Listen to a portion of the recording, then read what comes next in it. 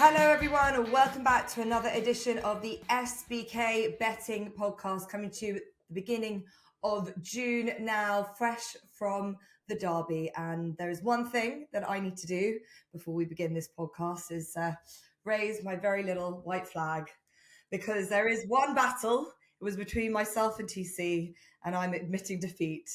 My white flag has been raised, and yes, I will accept it.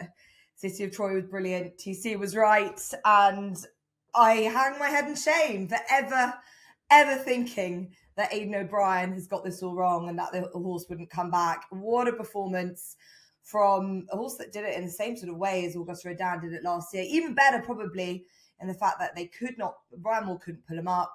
And he now looks like he's got his world at his feet again. The horse that we hoped we would see in the Guineas reappears in the Derby and TC. It's what you had expected.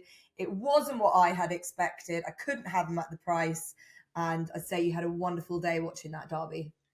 Yeah, it was a very good Saturday. I really enjoyed it. Not only for the reason that I liked City of Troy and betting for the race Ante-Post, but just because we got to see the best horse, in my opinion, on the flat this year bounce right back and really provide some sort of excitement for this 3-year-old division, because it did look a little bit weak and disappointing going into the Derby. But now we have a proper horse back again on the racetrack in City of Troy.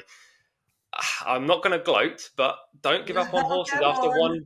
Don't give up on horses after one bad run when they've shown a high level of ability. That's just to the general public, I think. Social media was it was frustrating to see for the 3 weeks prior to the Derby. I mean, everyone's saying that City of Troy was now a cart horse. It just doesn't happen like that. I know that maybe his bubble was slightly burst, but it wasn't fully burst, and it was great to see him bounce back. Let's see what happens for the rest of the year. I still think City of Troy is probably the best horse on the flat throughout all divisions. So we'll see if he can prove that against the Elders, hopefully later in the season. And more importantly, and more close to now, really, he could be going to the Travers at Saratoga onto the dirt and tackling some of the best 3-year-olds in the US. He's bred for it. Let's see if he can handle it. Yeah, look, that's what it's all about for the Coolmore team, isn't it? Not just making him a proper sire being by Justify, but also being a dual purpose sort and getting a horse that can win on a Group 1 on the turf and the dirt is pretty difficult to go by. The Travers has been mooted. They've obviously got Sierra Leone as well. But does he need to do that? Does he need to show that he can do both in one season and potentially win a classic, which has eluded the Coolmore team so far to be one of the greats we've ever seen? Probably. Because he ran so badly in the Guineas that people are always going to hold that over him. And I actually seen people today even say on social media that Derby run was a bit of a fluke. Absolute nonsense. But he probably does need to take a step forward and do something massive to make everyone, put him up there with the best we've seen in recent times. If he can win on the dirt, even just the Travers, not the Classic, then he's got to be right up there, because my brain tells me that only 2 horses have actually been prolific on dirt, well, not even prolific, but gone close on dirt as well as on turf, that are European shippers. Toast of New York, he went very close in a Classic, I believe. And obviously Mendelssohn ran pretty well on the dirt over in the US. So he would be in that very small pool of horses that have done both. Hopefully he goes well in the Travers. And then, as I say, comes back and beats the elder horses, because that's what's kind of we judge horses on nowadays, isn't it, with the 3-year-olds. I think he's well capable.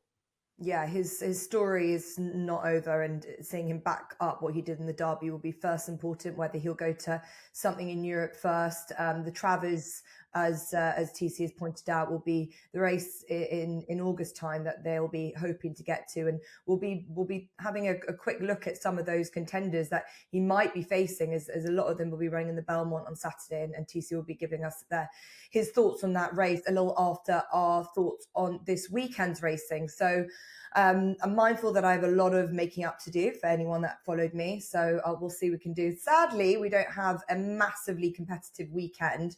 We're at Haydock for the John Of Gaunt Stakes, which is a Group 3. It's a slight lull in proceedings before Royal Ascot, which is obviously only a couple of weeks away now. But the John Of Gaunt Stakes, SBK are offering a 25% winnings boost on this race, just like they did with the Derby. So if you did follow TC, and you were very well right to do so, you would have received 25% more winnings if you backed that horse was SBK, and that is always to a £10 stake. So with that in mind, the John Of Gaunt Stakes, an open looking race. We've got Witch Hunter off the back of a pretty much a career best in the Lockinge last time. Flight Plan was the behind him. Noble Dynasty is in this field as well, off the back of a good victory at Newmarket. And that's the horse that's currently leading the SBK prices. He's 7-2 favourite, Witch Hunter 9-2, Flight Plan 6-1. Bigger price than the rest of them with SBK. Ross, we'll come to you first. Not the race to get your juices flowing, I'd imagine, because I think as group races go, this is a bit of a windy old division, and it shows how open the miling scene is, especially with the 3-year-olds who will be taking these on at some stage soon, probably by the Sussex time. So it'll be interesting, especially the form of the Lockinge, to see if that was a truly run race or not.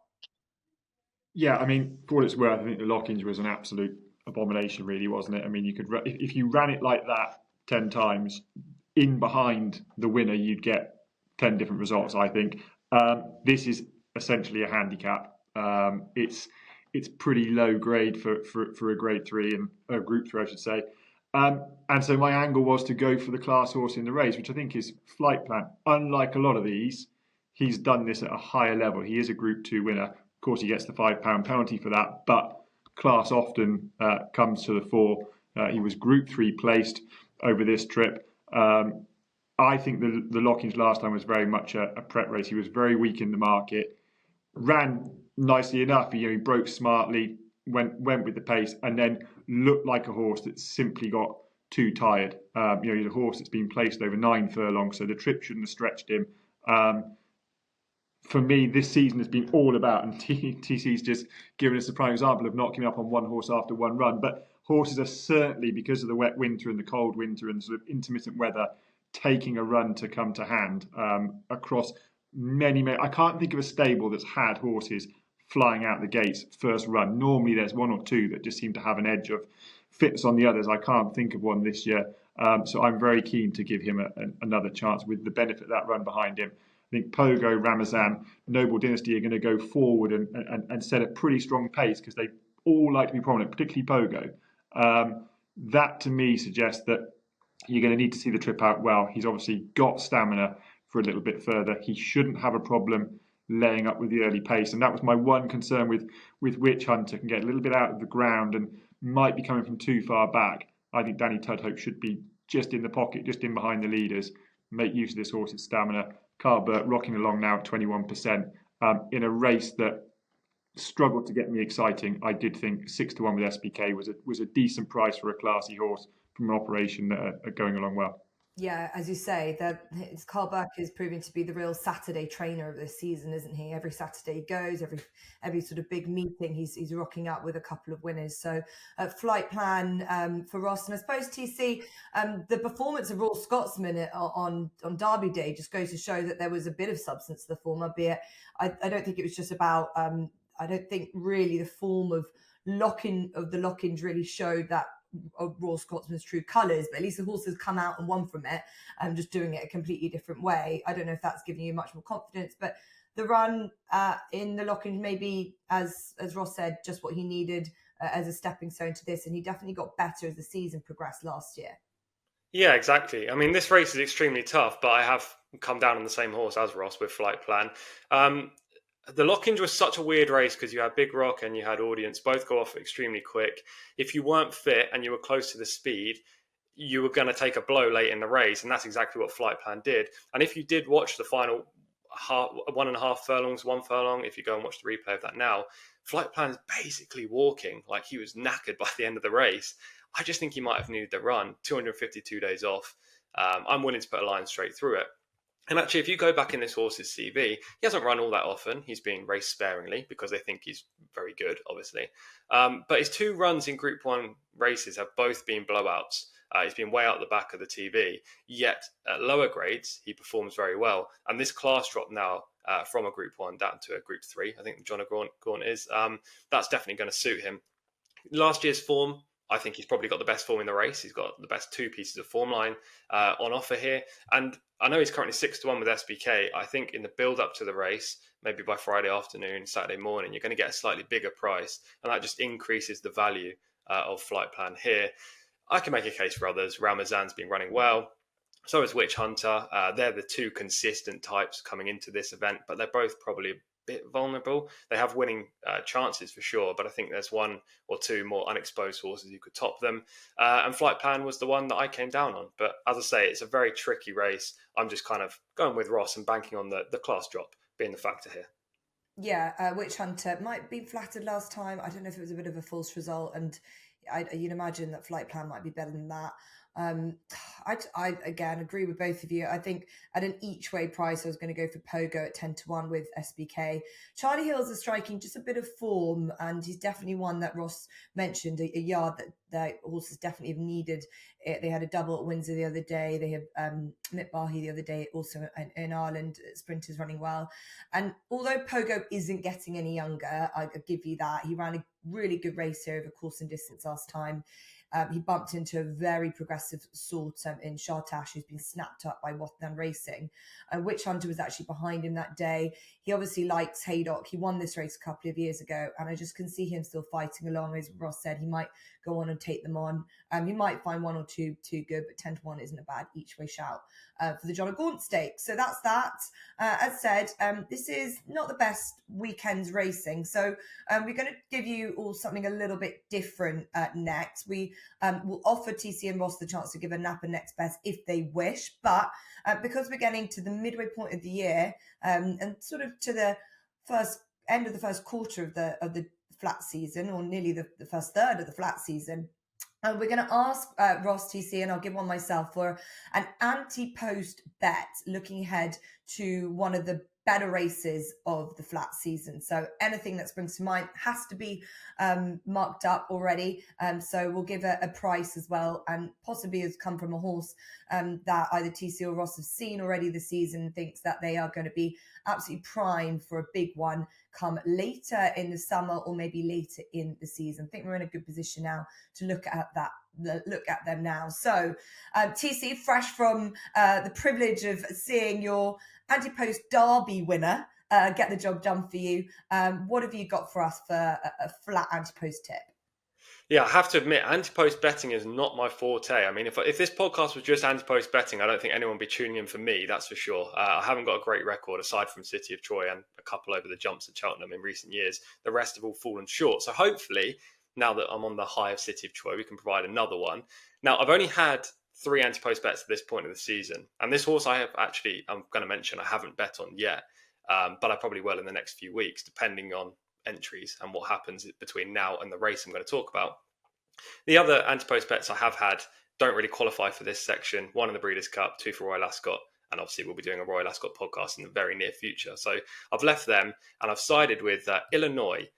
He could go in the St. Ledger. He could go in the Irish St. Ledger. I don't really know where he's going to run, but we have prices for the St. Ledger, and he's 12-1, which I think is fair enough given what he's shown so far. Last year, it looked like he was going to be, a slow developer, a horse that was going to improve for distance, and we were going to see the best of him in his 3-year-old campaign. On his comeback this season, he was very disappointing, but quite a lot of Aidan O'Brien's 3-year-olds especially were blowing out first time up, and it looked like he did just that. He was sent off a short price, travelled well, and then just flattened out in the final 1 or 2 furlongs of that race. He came back at Lingfield for the Derby trial, well fancied. I put him up on this podcast as my selection for the race, yet he kind of hung fire, or that's what people thought in the home straight. He finished a good second behind Ambiente Friendly, who went on to run nicely in the Derby itself. So the form line was given a boost. I think the reason he lost that race maybe was the fact that he bumped into a better horse, but also the fast ground. I don't think he liked it at all. His head carriage was a bit odd in the latter stage. It looked like he was just feeling the ground a touch. Aidan's going to have a target for him.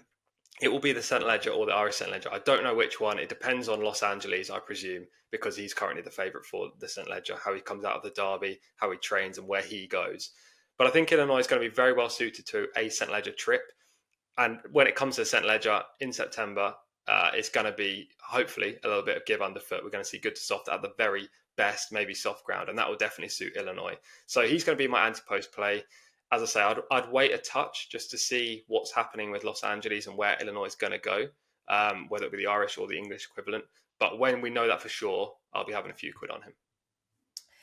Yes, the half-brother to Daydream, who went and won an ARC and obviously flourished, had the trips in mind will be a big benefit. So let's keep an eye on Illinois. 12-1 we can give you as a St. Ledger price. So TC's happy with that. So yeah, a man that got the Derby right with his Ante-Post betting was happy. What was it in the end? What was that? What 16-1. Yeah. 16-1. Yeah, that's not lovely. Be happy with that. Let's hope it can follow through in the St. Ledger. Ross, what about you? What have you seen? I know you've mentioned before just how difficult it is just to follow form based on plenty of horses needing their runs. And it's been a funny old spring and it still doesn't really feel like the summer. So we're not really sure if we've got a proper handle on some of our horses, maybe even 3-year-olds yet. Yeah, I mean that's my England. I had to do a bit of a switcheroo actually because I was all set to, and I've actually backed in White Birch for the Eclipse because I thought that City of Troy was going to go to Saratoga. He's at the head of the market. I thought there's a bit of value there. And then as I was about to log in my selection last night, I saw an interview where Aidan O'Brien was mooting the fact they might take in another run in Europe before they go to Saratoga. So I would strongly advise people to keep abreast of that situation because if you can get some sort of definitive that City of Troy isn't going to go there, then I think White Birch has got standout credentials. So I did a switcheroo around, came down on my sort of theory of the season that horses are needing a run, and particularly on soft ground. It's Van Dijk in the Commonwealth Cup. He's 6-1 with SBK. Was quite gassy through his early stages of his return. Got tired in the soft ground. The Crisfords, I was pretty taken by the fact that given that he lost his unbeaten record, they didn't seem all that perturbed. They just said he got very tired and that he would step forward enormously for the run. I wonder whether he'd had a little bit of a hold up because they sort of seemed to expect him to get tired. You look at the market of the Commonwealth Cup, River Tiber is currently joint favourite. I am absolutely convinced that he wants further than 6 furlongs. I know he didn't show up on his return, but it was his first run of the season. We know that Aidan's are taking a run. I just don't see 6 furlongs as his trip. You've got Big Evs in there taking up a chunk of the market. Well, surely he's going to chance his arm in a 5 furlong Group 1. Then you've got the likes of Jusseur, who is a decent horse, but he's £10 inferior to Van Dijk on ratings. Bucanero Fuerte is a solid horse, but his form kind of ties in with River Tiber, and Van Dijk kicked River Tiber out of the way in the middle park. He's adaptable with regards to ground. I think that's a really important factor with your Ante-Post selections, particularly in the UK, when you're trying to guess what the ground might be. I wouldn't really be particularly concerned whatever the ground is for Van Dijk. He's 6-1 now. Cannot believe he's not going to go off far shorter than this. It is his only target, really. I thought it was a good position to be in because the other one that interested me in the Commonwealth Cup is Evade, who I thought was really impressive at Epsom over the weekend. Over 7 furlongs, went so quick and stuck at it really well. I thought he'd be crying out for a drop back to a stiff 6, but Oisin Murphy was pretty adamant that 7 furlongs was his trip and that he thought he would stay at that trip. He's a pretty integral part of the ownership group there. So it might well be that he stays 7 furlongs. If he was to switch around and go 6, I'd quite like the position that I've already got Van Dijk in the book. Could give me a second swing at the race come the actual Ascot week, which might well be Evade if they do decide to drop back in 6 furlongs. Yeah, okay. Van Dijk definitely didn't discredit himself. It was a fine run without being a winning one. I think when horses lose unbeaten records, as we've seen before, people are quick to knock. So let's see. Van Dijk can do what City of Troy did and come back to his very best. At Ascot for Ross. Okay, I am going with a horse that both Ross and myself were very keen on for the Oaks. That was Azalea, who was able to power clear really comfortably and, to be honest, really professionally.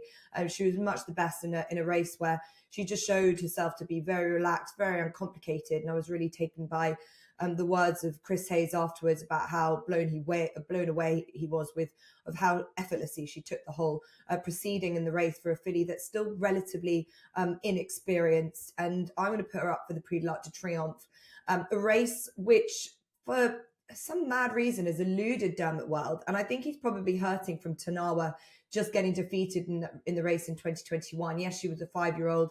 She was a mare that took a bit longer to come to hand. He also finished 9th in the race in 2016 with Harzand, his Derby winner. But Dermot Weld is a man who loves a big task, and I think he's got the right filly in the shape of Azalea to do it. He will likely give her a break until the Irish Oaks, which is not until the midway point of the summer. But we know how well 3-year-olds do in this race. Enable won it in 2017, the year that she won the Oaks. Ace Impact won it last year, and Golden Horn also.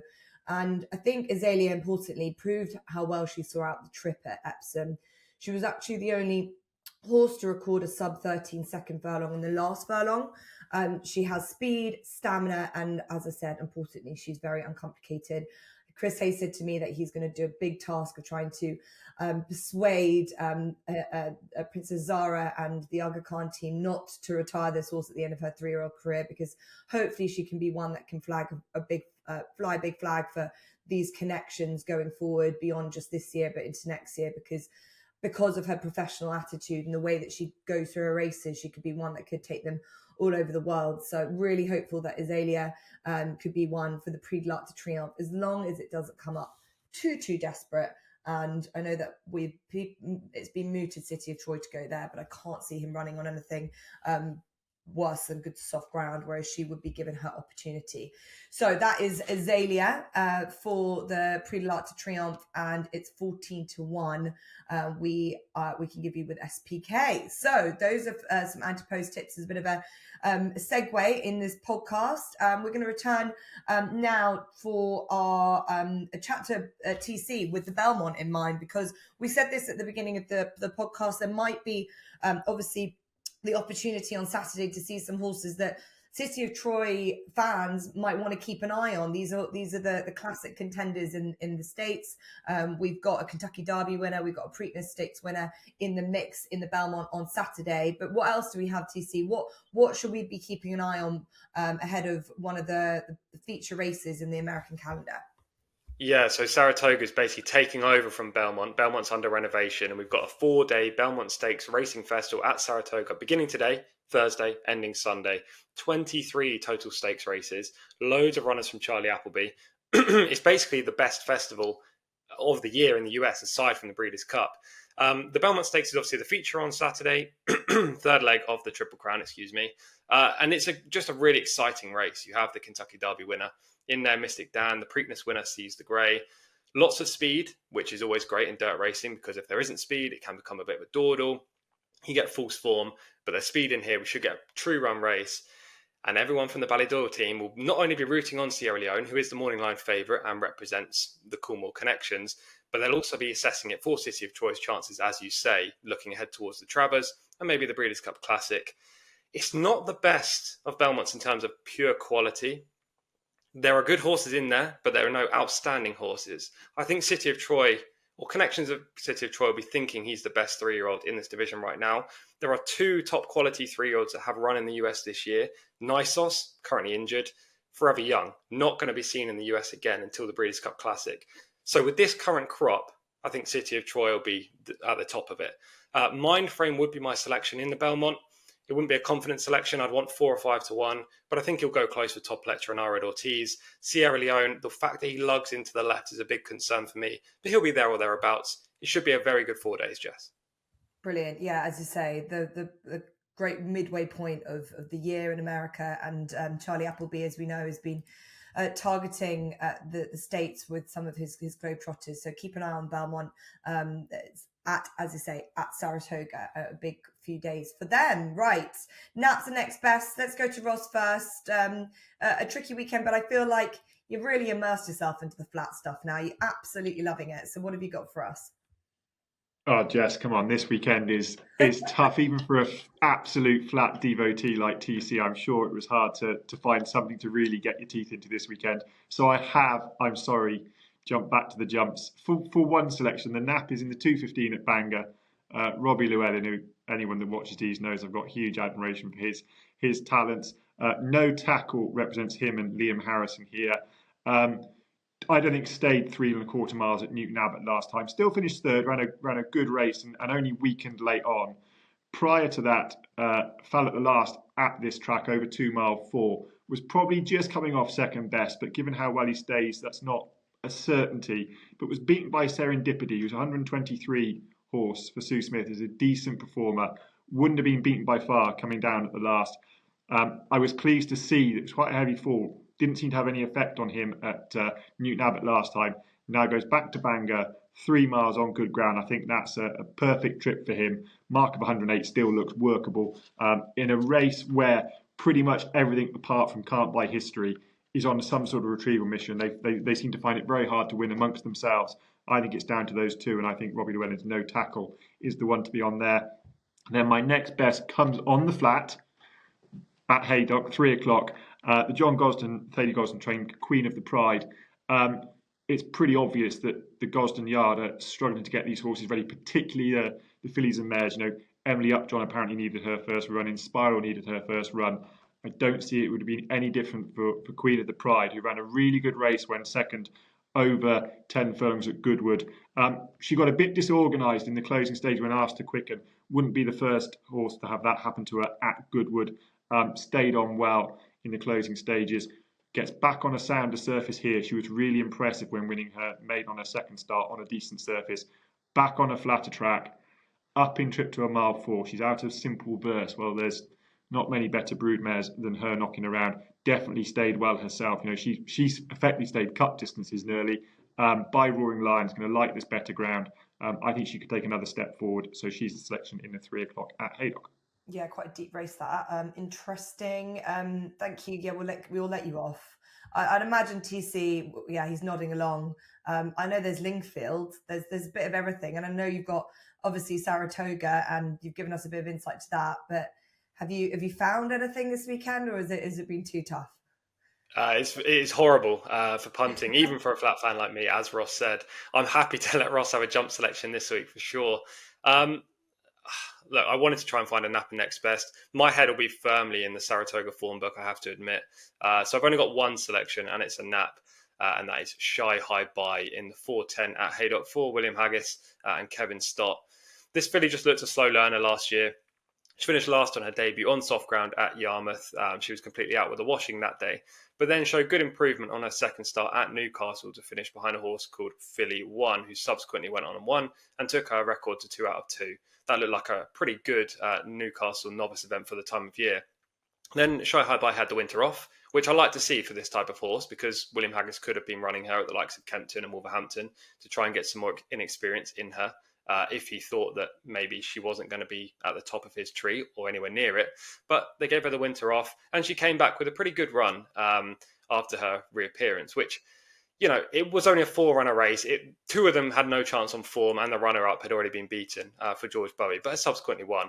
But the fact that she managed to come from off a slow speed with the other market protagonists up front, and managed to repass that horse late in the day, I think at least bodes well for her future. The handicapper gave her a mark of 77, which looks fair enough, based on what she's done the last twice.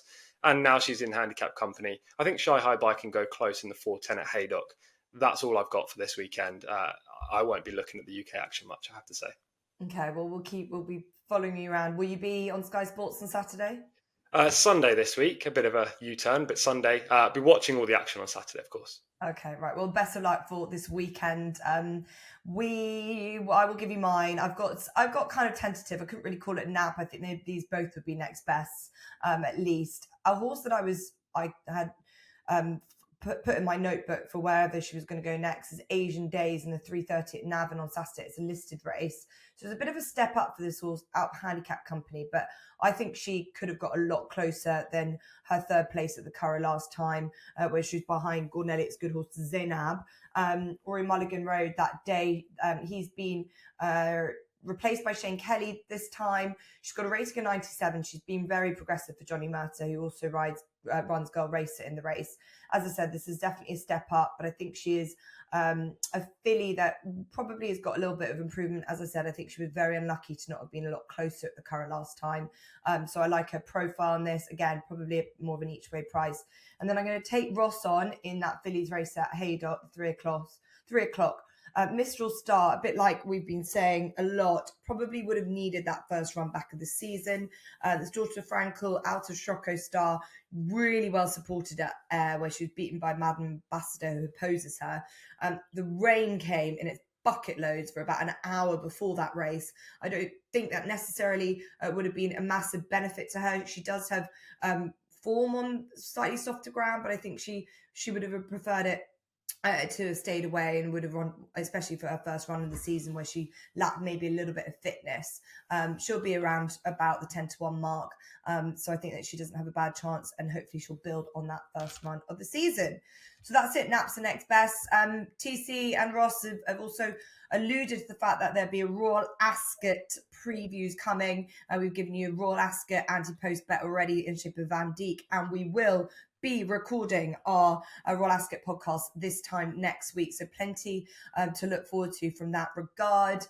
So look forward to you all tuning in at that point. But don't forget that all new SBK users get £30 in free bets when you sign up and bet £10 for the first time. Head to SBK for lots of other offers and promotions. Don't forget SBK are offering a 25% winnings boost on the John of Gaunt Stakes to a £10 stake. So if you like any of our selections, I've gone for Pogo and the two guys gone for Flight Pan. So fingers crossed, whatever you're going for, and we will see you next week.